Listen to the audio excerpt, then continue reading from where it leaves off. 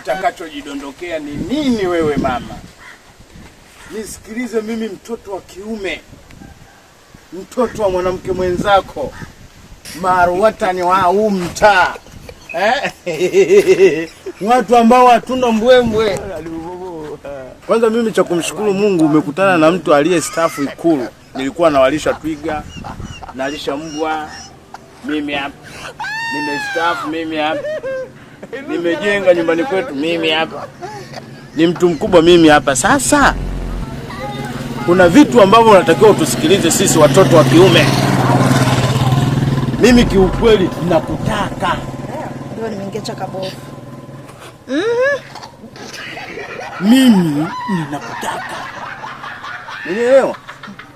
Katika huu mtaa hakuna mtoto na muelewa kama wewe. Good bye.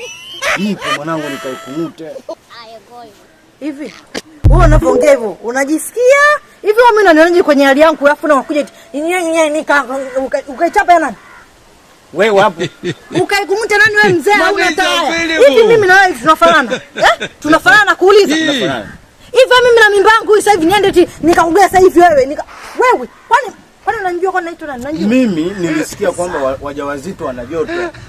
Sasa na mimi nataka nikajaribu nikajaribu kidogo kuninginiza kidogo yani bembea hii. Sasa unataka shida? Sitaki hela yako wewe. Wewe mbona hivyo? Kwani mbona mtu akikukataa mbona uelewi eti wewe?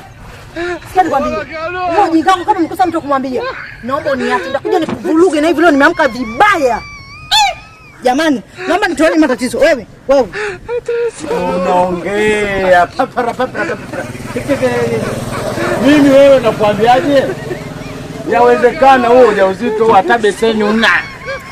Badala ya kuchangamkia fursa ni kununulia beseni, ni kununulia hata nani chupi ya mtoto mdogo huyo, ni kununulia bambinu na kaza mwanangu. Haya.